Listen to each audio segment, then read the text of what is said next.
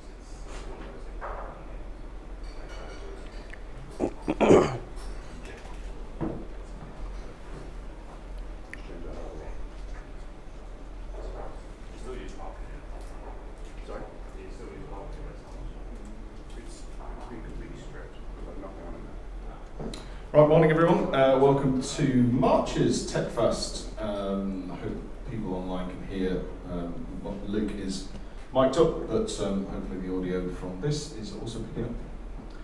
So, yes, third event already, 2024. Thank you for making the effort to come out and see us on a particularly drizzly morning. There is the guest Wi-Fi. If this slide isn't up for long enough, there is a handy poster in above where Tom is.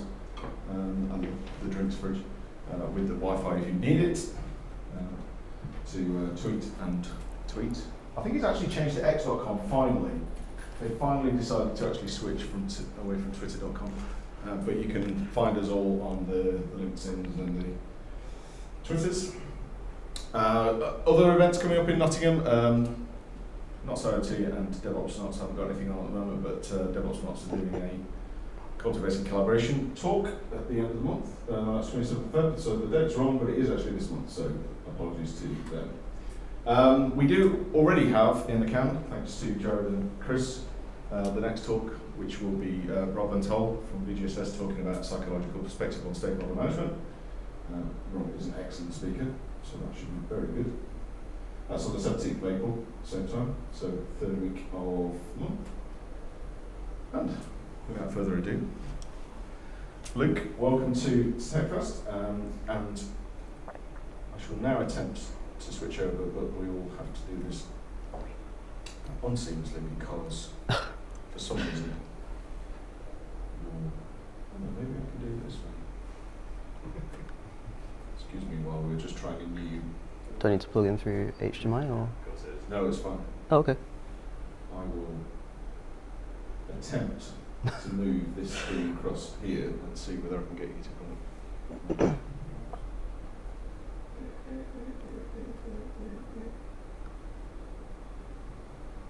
up. There we go. I'll do. Yeah. There you go. Cool. Hello, everybody. Oh yeah, I need that. You can have that as well. Yeah. Does that sound okay? Yeah. Welcome to Event Sourcing with EventStoreDB. So this is going to be a relatively kind of like intro kind of side of event sourcing. If you've not done event sourcing before, don't worry. I'll be going like from the beginning. If you have already done event sourcing before, this might be a little bit basic, but hopefully you've not heard of EventStoreDB before, because that should be new to you, if so.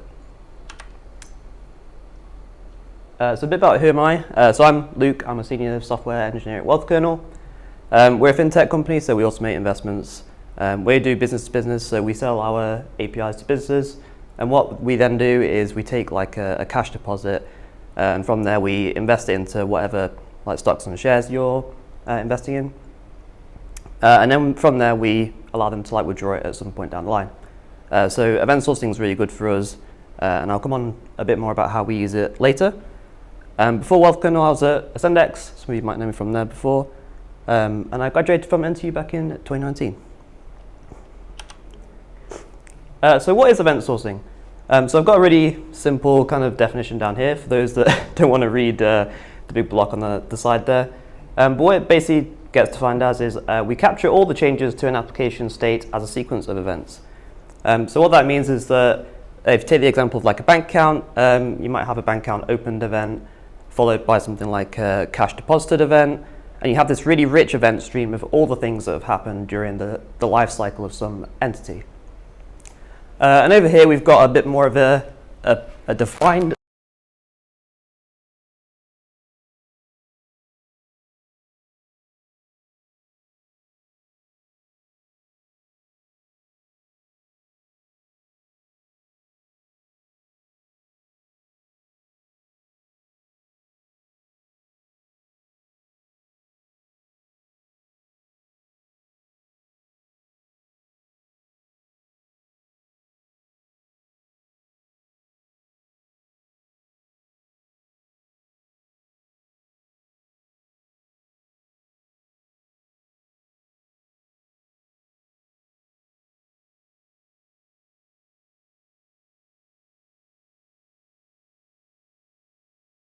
state, you can then reconstruct it and edit. Business logic has changed. There's a few kind of misunderstandings about event sourcing as well. So a lot of people associate event sourcing with these things on the side here. I'll quickly talk about these in some detail, but we'll talk about this top one first. So CQRS is more about splitting like your write and read model, allowing you to make very fast systems. But people tend to group it with event sourcing because they're used together a lot. A second ago, I briefly mentioned aggregates and entities, which is more about reconstructing your state and basically consuming those events to rebuild what the current state of something is.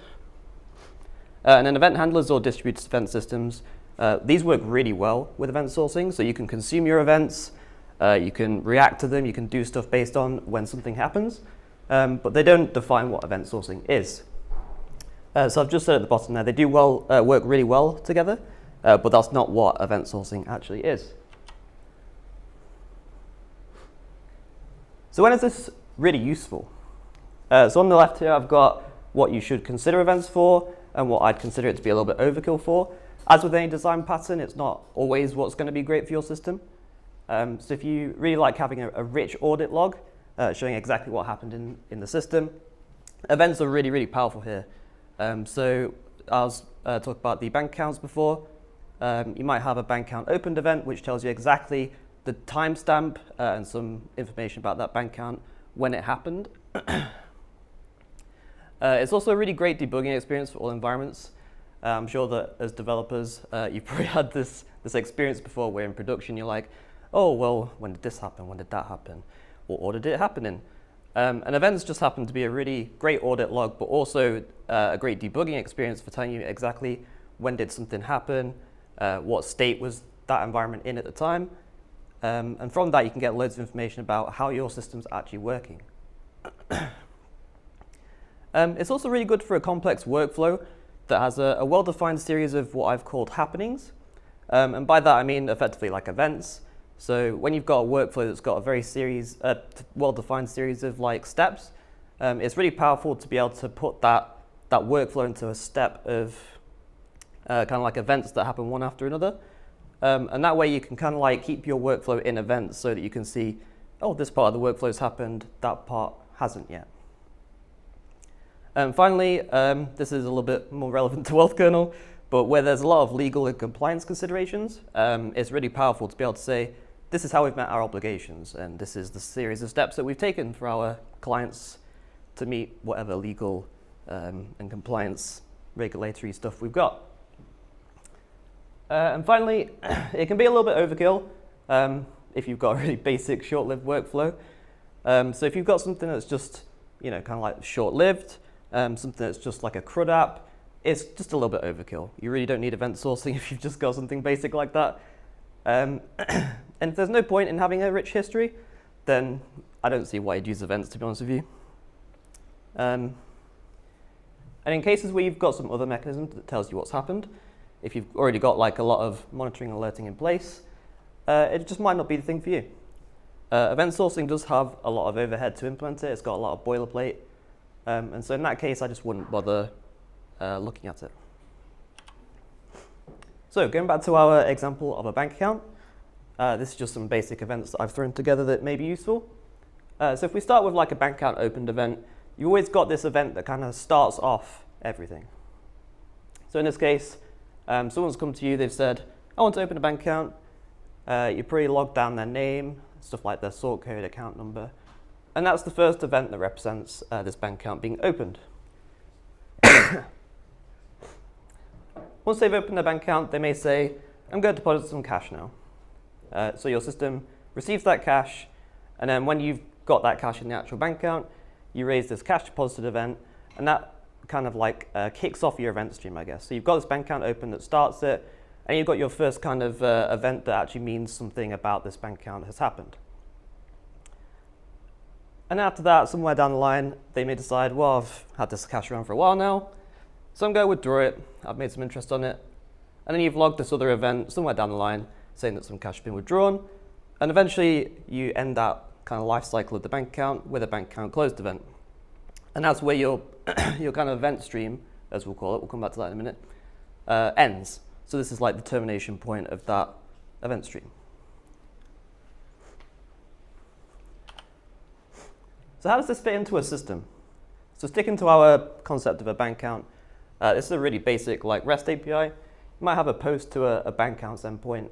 And you can see here that our API is talking to what's called an event store. So it's raising these events that we spoke about a second ago. So it raises the bank account add event and sends that to the event store.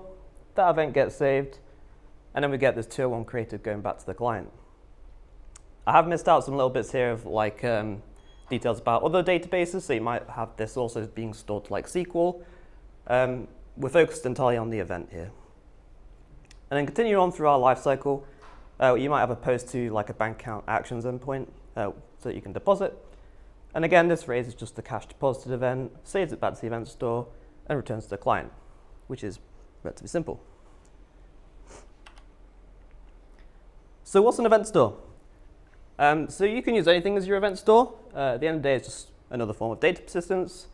Events tend to be very unstructured data. So something like Cassandra is really good. I've got MongoDB at the bottom. I don't know if that's a bit hard to see. You could also opt for something a bit more traditional, I guess you'd say, SQL. So we've got Postgres over here, which obviously has very good support for JSON, and same with SQL Server, which is a bit more questionable. But today we're going to focus a bit more on this one in the middle called EventStoreDB.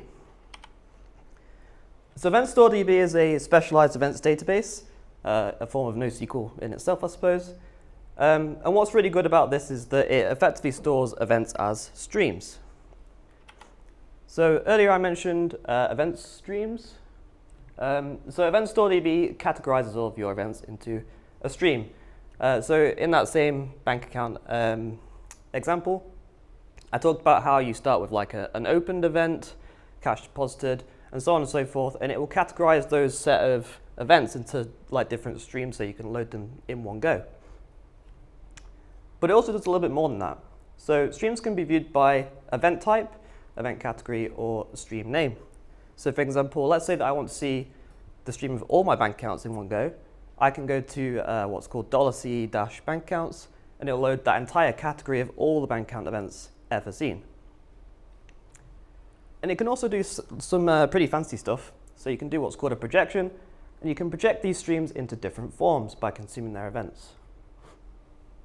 So you can take one stream and transform it into a different stream. You can consume it and project into SQL, basically rebuilding your state. I put at the bottom here, data science too, because this is incredibly powerful for like any kind of data science. You can effectively go back over your event stream and transform that into any kind of data that you like. But there is also this thing at the bottom here of everything's immutable. Earlier I spoke about having like an audit log. There's no point having an audit log if it changes. So everything in EventStore is immutable. Once you've written an event, that's it. You can't change it ever again. And as I mentioned, data is unstructured, so all of your events are going to need different data. They're going to have different properties on them. So as you save your events, they could be any form, they can be any type. So let's talk a bit more about event streams. So obviously you've not just got one bank account in your system. So here we've got like a set of different event streams. Might have bank account BA1, might have bank account BA2, and over on the left, I guess BA3. And each of these streams will have different events in them. So this one was opened somewhere here. And if you imagine like a flow of time going down, this one might have been opened after BA2, and that one might have been opened after BA3. And they're all different states, different event timelines. And that's effectively what event streams are. So they are different events, different timings of things that have happened in your system. And this is what EventStore effectively stores under the hood. It stores those timings and all the types and such associated with your events as you write them to that database. So going back to our bank accounts API example, I'm going to show you an example that's basically just storing events into EventStoreDB purely for auditing, the most kind of like basic example you can get. And it keeps a really quick read model in SQL just using Entity Framework. And this is literally the most like basic example of event sourcing you can get. You can do more complicated things with it, which we'll come on to a bit later. But this is as dumbed down as you can possibly get it.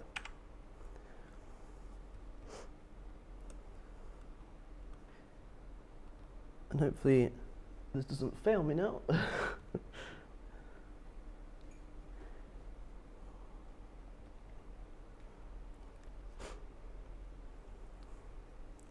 So if we just go to, have I got Podman running? Yeah.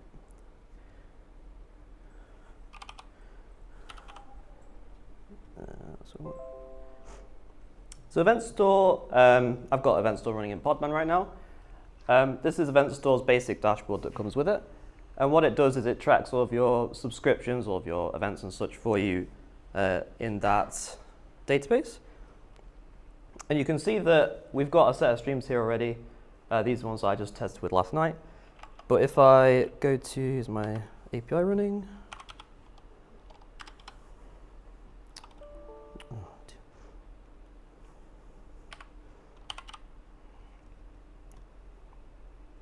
Should have opened Insomnia earlier.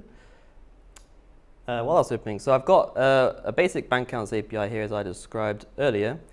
And all this has a set of basic endpoints so that I can write a bank account. Oh, that's really hard to read.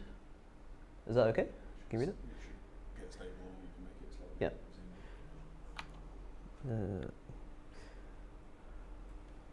Can't remember my shortcuts for that.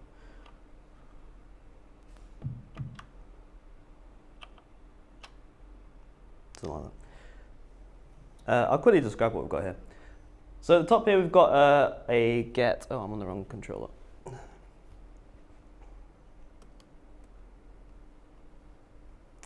There you go. At the top here we've got a basic get endpoint when it stabilizes, just for getting a bank account from SQL. But down here is what's more interesting. So every time we add a bank account, we're generating a new ID and doing a new bank account, adding it to Entity Framework.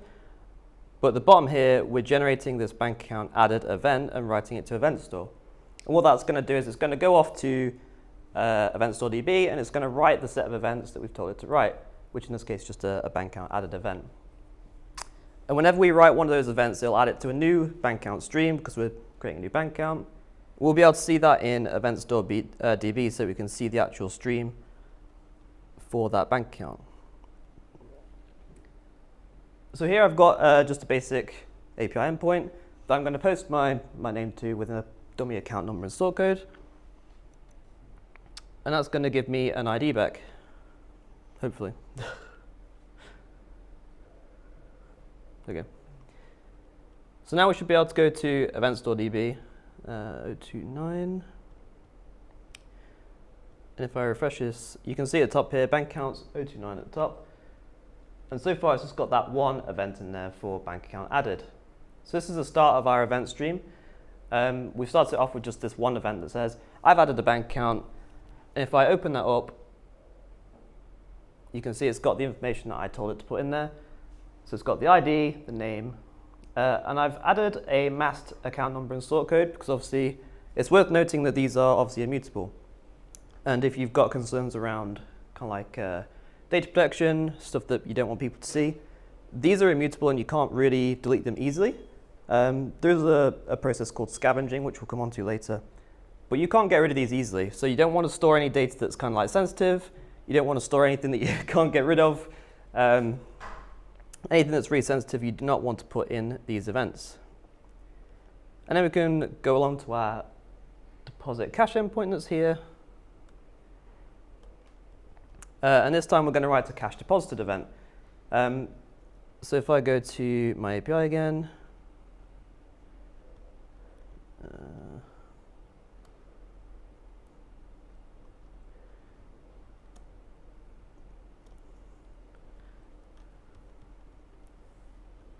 and I just put that ID in here. We're then making a deposit to this bank account of 1,500. Just gives me my balance back of 1,500 over here. And then we should see that this now has a new event of cash deposited. So what it's done is it's taken the same ID and it said, I've seen that ID before. So I'm going to append it to this stream and I'll add this cash deposited event on top of the original bank account added event. And you can see that I've also written some more rich information here. So what I've added is, you can't really see it here, but it's got amount here. I've got the previous balance and then the updated balance. So that if I ever decide that in the future I want to read these events and I want to transform them in some way, I can see, oh, that was my amount that I've added. My previous balance was 0. My updated balance is 1,500. And I can consume that and maybe build up, I don't know. Let's say that I want a projection of how much we had in the system at the time. We wanted to see how much across all bank accounts we had. We could go through and add all these amounts together and see, oh, okay, well, this time we had 1,500 in this account, 3,000 in another account, and so on and so forth. If I keep doing this, it'll just keep adding more events on top. Nothing spectacular. And you can see more cash deposited events getting added on top.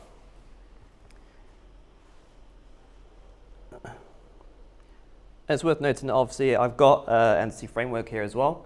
So if you wanted to actually get all these events back from EventStore, you have to build up your structure event by event. So while this is great for having an audit log, it's not great for having a read model because you have to effectively apply those events on top of each other to get what the current state is. And that's why you tend to have like a fast SQL read model that you can just get back very quickly. So that was a very basic example of kind of like bare bones event store. But can't I use events in code too? Can't I do automation with it? What's the point in just having an event store that doesn't really do anything except an audit log? So of course you can use events in code. And I keep talking about these things called aggregates. So what the point of an aggregate is you're effectively rebuilding your current state from a set of events. As I just mentioned a second ago, that's really slow, but it's really powerful if you want to effectively rebuild that state and then do some business logic with it.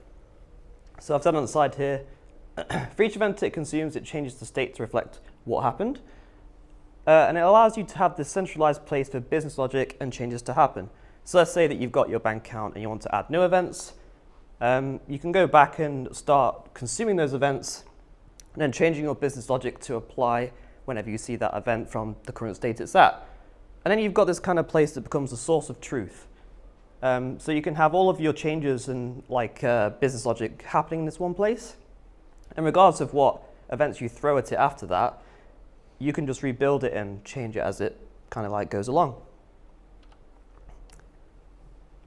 And going back to the example I've been running with so far, we've got our bank accounts API again, except this time you can go and add a bank account. And every time it adds this, it goes to an aggregate, and then it updates its state internally in there instead, before going back to the API and saying, okay, my state's updated, and then you save all the aggregate events in one go. So you've run this kind of business logic in one centralized aggregate place, and then it raises some events and puts those into EventStore. And I've actually altered that example that we've got to have an aggregate in the middle. So here you can see, and as I mentioned, this is a bit slower, so you don't really want to do this on a get, but for the sake of example, we load the aggregate at the very beginning, and then we can add a bank account to that aggregate instead. So you're kind of loading this empty aggregate and initializing it with this add bank account method. And inside of here, all it's doing is the exact same as before. It's taking the set of events that you've got in EventStore, and it's applying those one by one as it loads up. And if it doesn't have anything, obviously that's going to be empty. So when you go to add a bank account, you want to find that, oh, okay, the status should be does not exist. And this is that application of business logic I was talking about. You raise all of your events inside of your aggregate and say, okay, my bank account's been added. And you raise that event internally to the aggregate itself. So this aggregate's building up that state and applying those events as it goes. And you can see at the bottom here, it takes that new event that we've added, the bank account added event, and it returns some new state that starts off this aggregate's life cycle. And then later on, as we come to deposit cash, we can check then, is our state null? Should already exist. Is our bank account open? Because we don't want to allow cash deposited into an empty or closed bank account. And assuming that those are correct, it then updates the balance and applies that cash deposited event. So that you've then got your business logic there to ensure, has this thing happened already? Have we got it in the right state?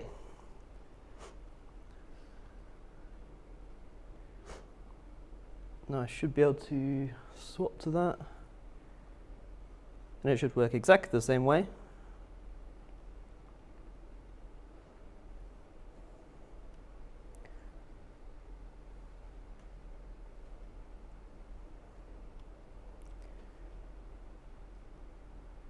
You can see that this then takes a bit long because it's loading the aggregate every time. But exactly the same way we get a new ID back, which is FED. And if we go back to our streams, you can see it saved it to EventStore like before. Except this time, obviously, we've gone through that aggregate and we've applied all of our business logic to make sure that those events don't get raised unless we're in a correct state.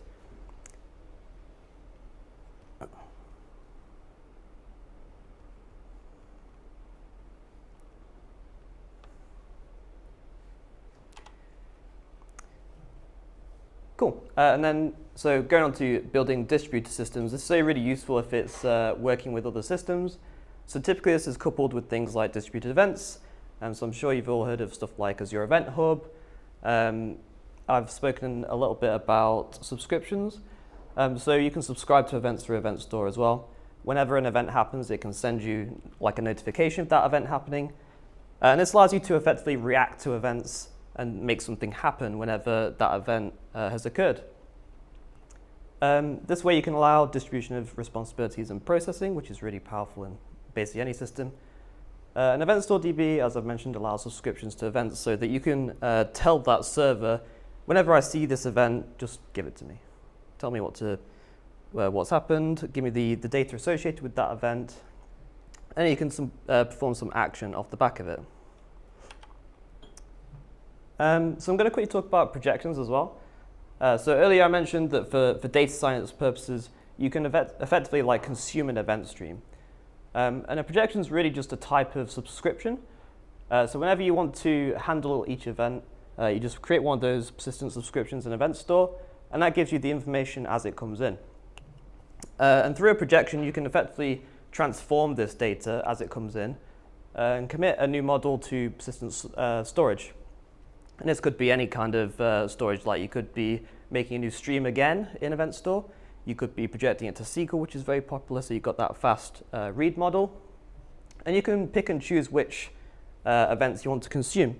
So you might say, okay, well, I don't really care if a bank account's been opened, so I'm just going to ignore that one. But if a cash has been like deposited into a bank account, I want to know about it. And then over the side here, you can have like what I talked about earlier, this system balance. So let's say that, ooh, I've lost my microphone. Oh no, just sit down in the pocket. So let's say they want to track the balance across the entire system and see across all my bank accounts, how much have I got?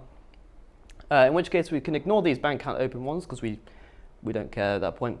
But if cash has been deposited, I want to update my balance by however much has been deposited. So let's say that we're at 1,500.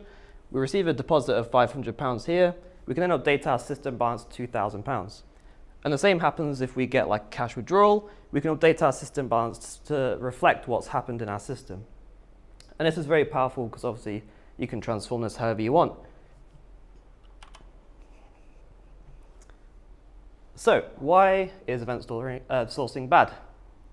It takes a lot of boilerplate to use this effectively. Obviously I've had to write code to make an aggregate. I've had to write code to talk to EventStore. And there's not that many libraries out there. EventStoreDB has its own client libraries, but if you want to write an aggregate, you've got to write that aggregate code yourself typically. There's not a lot out there. I mentioned before that events are immutable, which is really great for an audit log, but also it requires a lot of upfront thought and design. If you end up writing events that are wrong, there's no going back. So if you write something that's wrong and you've committed it to a production database, that's a problem because now you can't change it. It's also got a difficult mental model. If you lean heavily into that distributed event system pattern, it becomes hard to reason about all the events that are flying around your system, and it becomes really difficult to track all the events you've got going on. And over at WealthKernel, we actually have over 200 events that we have in production. So we have events flying around left, right, and center. And we have like 10 terabytes or so worth of events. So we have to be really aware of what events we need to handle, what's going to change our system, what do we need to update. And that becomes very difficult to reason about. It becomes difficult to remember everything that's going on. And finally, to close off my talk, if you are interested in event sourcing, I recommend reading up on it more than I've talked about today. So there's some really popular .NET libraries out there which make it a little bit easier. I've spoken a lot about EventStoreDB today. They have official clients that are really useful. Martin's getting really popular, which is with a more traditional SQL DB. So that interfaces with Postgres. And this is up and coming, but it's not amazing. Revo's getting some traction, which allows you to build aggregates and domain logic library. I recommend reading into Oscar. He's got lots of content on building event-driven systems, event sourcing, and he's actually got a GitHub for event sourcing with .NET Core there. And finally, Martin, that I mentioned at the start, has a lot of DDD and event sourcing content out there. Thanks for coming. Any questions? So you mentioned it's completely immutable. Is there a retention time? Yeah, so I mentioned scavenging briefly. So what happens is you can tombstone an event stream, and once you tombstone it, you can effectively scavenge that away so that it cleans out like the files underneath. Scavenging in our production database takes about 5 days, so I wouldn't recommend it being ran often. So yeah, you can delete things, and there is a retention time you can set, but that scavenging process to actually delete the data takes a long, long time.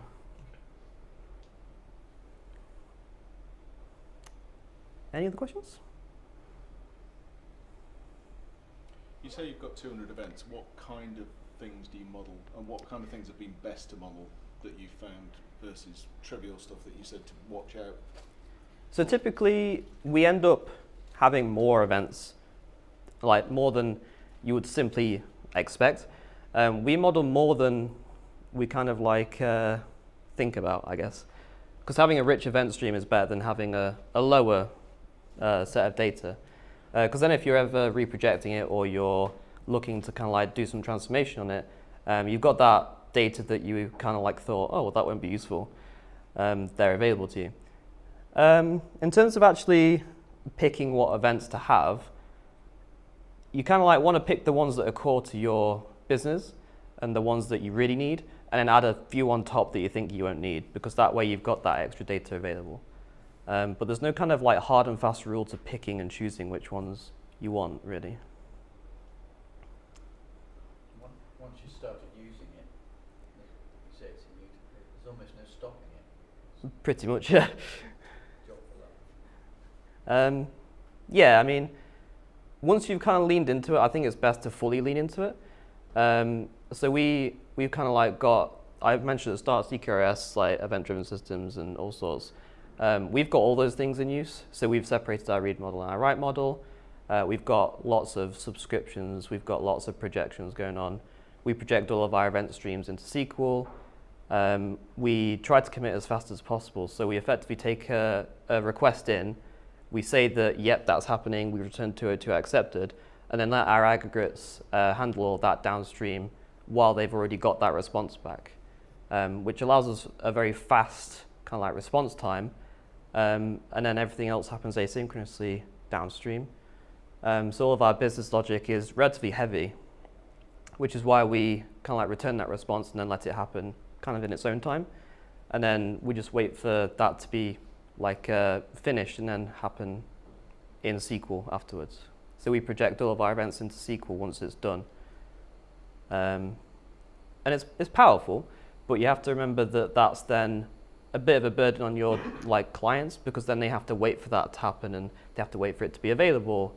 And while we've got this really rich audit log of what happened and exactly the set of events that have occurred, it's just harder for them to consume, I guess. So there's different degrees of how far you want to lean into it. There's other patterns out there like the outbox pattern, which allows you to effectively write and then store the event afterwards. So it just happens in a different order. But at that point, you kind of like can't really utilize stuff like aggregates because your business logic is happening before you've written those events. I suppose I'm partly thinking, so your company, Yep. what made them decide to do it? What can they do now that they didn't do before? And who sort of said, oh, we really need this? Yeah. That global sort of way of thinking about that. How did... So a lot of the reason that we're using it is because obviously we're a fintech. So we have legal obligations to effectively track where money's been, what we've done with it, where it's come from. So our rich event stream that we've got is effectively more of a compliance and legal kind of like tool.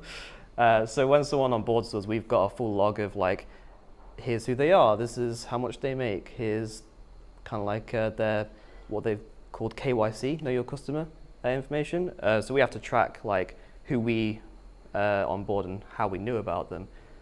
And that kind of like rich event stream allows us to then go to compliance.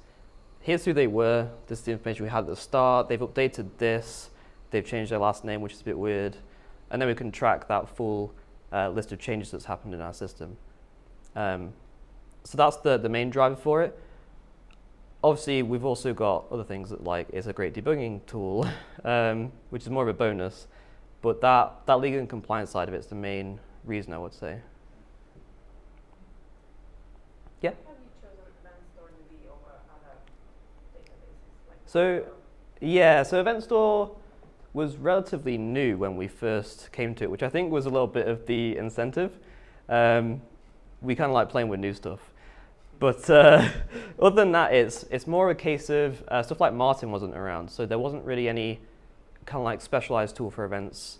There wasn't really anything out there that was kind of like the big shiny event sourcing tool. And we saw this as kind of like the specialized database for events, which is just, it works. So I guess that was the main driver, but it's come along really far since then, so it's matured quite well. And to be fair, I'd probably say it's still the best tool out there at the minute. Martin's coming along quite nicely for Postgres, but Postgres still isn't kind of like built for events. It supports kind of like JSON well, but it's not like NoSQL unstructured data well. So in terms of being the right tool for the job, it just felt like that was it, to be honest. That was the only tool out there that kind of fits the job, I suppose. So we're using MongoDB. Oh, right, okay, yeah. But at the same time, that's it's more of a document database, right? I haven't played with Mongo much. Yeah. But yeah, maybe that would be better, I don't know. But Event Store categorizes stuff into like event streams for you, and then we can consume that from anywhere in our system. So like our withdrawal system can listen to stuff like our fees and wait for fees to be done. That's a big part of one of our workflows at the minute. And it's as simple as just creating a persistent subscription. So we use literally just Event Store. So withdrawals can listen to our Event Store server. Whenever fees raises an event to that to say that fees are done, it can then pull that down in withdrawals and say fees are done, and then continue its workflow. It just gets a notification that that's happened.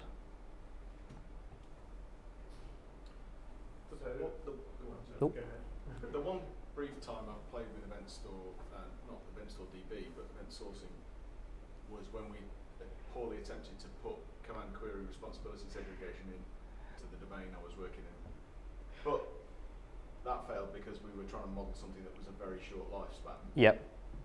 A lot of the sort of big thought pieces we're talking about, like your point about replaying events to get to an eventual consistent state.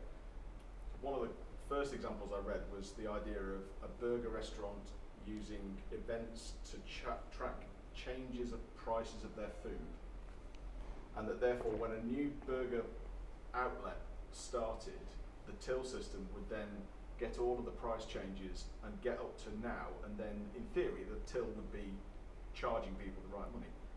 At some point, waiting for all those events to eventually get back to current prices today becomes time consuming. Is there a point ever with what you're dealing with that, yes, the audit log's important, but realistically you're never going to go back to event one, that really you're always going to work from a snapshot and work up? I mean, so therefore actually that history is no longer useful apart from having it. Is there a point where you ever consider purging old events? Not really, to be honest. So even when you've got a snapshot, obviously at some point you may add some logic that requires you rebuilding that snapshot, which might be costly, but you can do that in the background and wait for that snapshot to come up to speed while you're still working with whatever old events you had. So probably not really, but we do. So we don't even have snapshots right now in WealthKernel. We tend to keep our streams under about 1,000 events if we can. So we don't even utilize those right now, and all of our event streams are pretty much like rolling every day. So even like stuff like valuations, for example, we keep a rolling valuation of what someone's like a portfolio balance is at. And we update that every day and just take effectively, here was the closing balance for the previous day, roll it over to this day, recreate the event stream from there. Is that because most of your reads are being done from the projection rather than from the event store? Pretty much, yeah. So we can just take the snapshot from what it was the previous day and roll on from there as it was.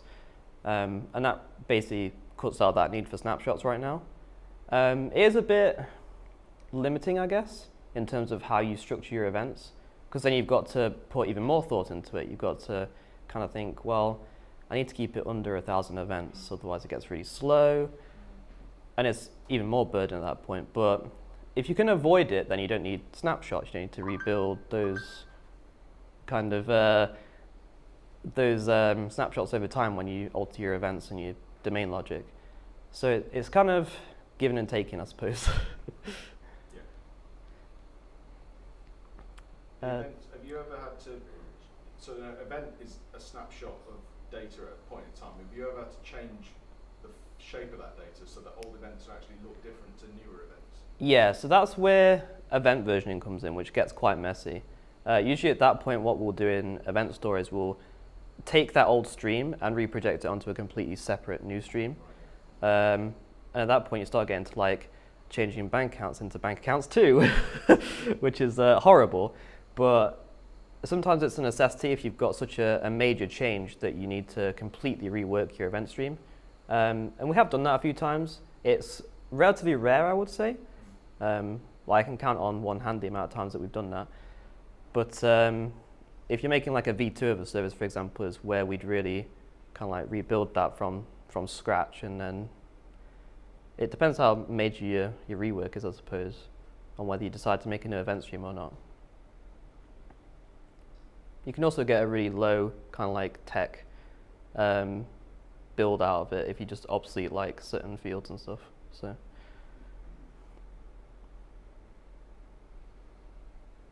Do you use events for data analysis? For what, sorry? For data analysis? Sort of, yeah. I can't talk much about how we use that, but we do use it for some analysis of like what our customers are doing. But I wouldn't say that we're utilizing them as much as we could be right now. So far, what we're doing is mostly using them for business logic and like our domain and how it works. So I've got a platform engineering question in two halves. So Okay. one of them you said event store server. So one, how does that scale, and two, are there any special considerations for scale? Yep, so what we've got is an event store leader node, and then we've got a set of followers. So I think we've got 5 nodes in production. So we've got 1 leader and 4 effectively read-only followers. All of your writes have to go to the leader, which doesn't scale massively well. But you can have it in, I believe, a configuration where it's like you've got a set of write nodes that synchronize with each other. I don't know much about how that works, to be honest with you. And then typically you'd have your subscriptions going to all the read-only nodes. So you've got what's called a catch-up subscription that listens to those read-only nodes, and you can distribute all of your like microservices that are listening to those over all the different read-only nodes. Sorry, what was your other question? Hey, you answered it, actually. That's it. Oh, okay. Yeah, that's good. Cool. So you're using this primarily to drive extra behavior, or is it also your like de facto logging tool? Or is it in conjunction with like app insights? Or? Yeah, so we've got Cabana as well, which we've got very rich like distributed tracing logs in there. But all of our events are effectively, whenever it happens as part of like a single call, we tag it with like a correlation ID. So we can see that when this event was raised, all these things happened in our code, and that gets put into Cabana. And on the events, we've actually got that as part of the metadata. So we've always got that correlation ID there to say we can put this back to these set of traces. So we've used it as like it's kind of like a mix of audit log and domain logic, but we've also got, here's exactly what happened at a technical level in Cabana. I wouldn't recommend using that on its own as a replacement for Cabana. Any other questions? Thank you, Luke. Cool. Thank you very much. I just got an off switch. Thank you, Luke, for that. And yes, thanks everyone for coming. And have a great day. Feel free to have another coffee and pastry if there are any left on your way out. And we'll see you next month on April 17th.